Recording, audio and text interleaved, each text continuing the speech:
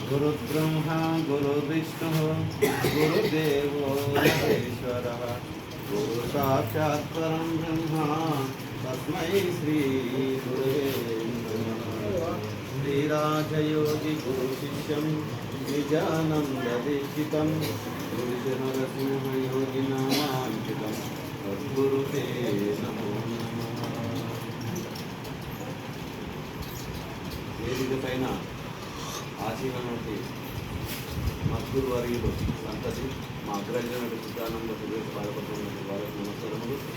అదేవిధంగా నా తోటి సోదరులు ఆత్మ బాంధవ్యులు వారందరికీ కూడా నా యొక్క ద్వాదశి వందములు, సోదరి మనం కూడా నా యొక్క ద్వాదశి వందనం చెప్తూ నాకు తెచ్చిన అవకాశాన్ని నేను ముందు పడిస్తా. మా గురువు గారి దగ్గర మేము బోధకు వచ్చినప్పుడు అంతకుముందు మాకేం తెలియదు. అయితే సాక్షి గురువు అనేవాడు మాకు దారి చూపించిండు. ఎవరు నాకు సాక్షి గురువు అంటే మా ఊళ్ళో అశకమ్మ అని చెప్పి దారిని ఉండే ఆమె నాకు సాక్షి గురువు.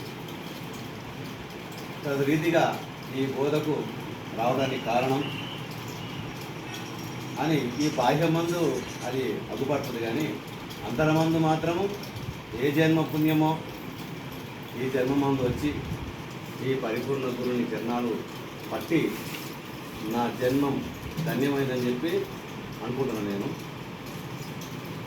అయితే గురువుగారి దగ్గర మేము బోధ వినేటప్పుడు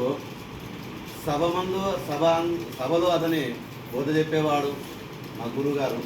అందరు వినేవారు, ప్రతి శిష్యులు కూడా తను చెప్పినటువంటి బోధన విన్నవాళ్ళే ఉన్నారు. అయితే ఒక చిన్న ఉపమాన కథ చెప్తా. గురువుగారు బోధ చెప్తూ ఉంటే శిష్యులు వినుకుంటూ ఉన్నారంట. అయితే గురువుగారి ఇంట్లో ఒక చిన్న గాసగాడు అని చెప్పి ఏమంటారు, గాసగాడు అంటారు కదా, ఆ గాసగాడు రోజు పెండగాసు ఎత్తేస్తూ ఉండేవాడంట. ఆయన శిష్యుడు కాదు.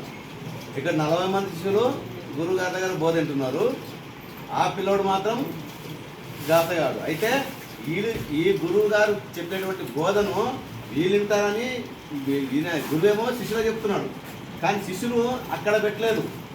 వారు చేసే పనుల మీద అంతా వాళ్ళ ధ్యాస అంతా వాళ్ళు చేసే పనుల మీద ఉన్నది. వాళ్ళు పెద్దగట్టు కొట్టిన ఆవు పైగా అడిగిన ముందు అది ఏం చేసిందని చెప్పి వాళ్ళ ధ్యాస అంతా అక్కడ ఉన్నది. కానీ వాడు పెండగదు కొట్టుకుంటూ చెప్పినట్టు మాటలన్నీ కూడా గురుగారి దగ్గర చెప్పినట్టు బోధ కూడా మొత్తం క్షుణ్ణంగా అయినటువంటి వాడు గాసగాడు, కనకదాస్ గారు.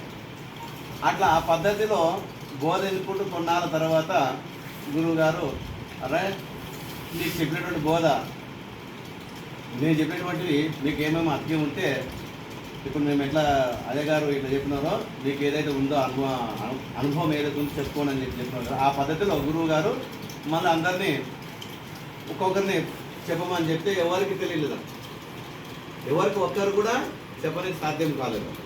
మన అంతమంది ఇప్పుడు బోధ విన్న వాళ్ళ వినని వాళ్ళ మనకు చూస్తేనేమో అందరు శిష్యులే, వాడు అసలు శిష్యులే కాదు.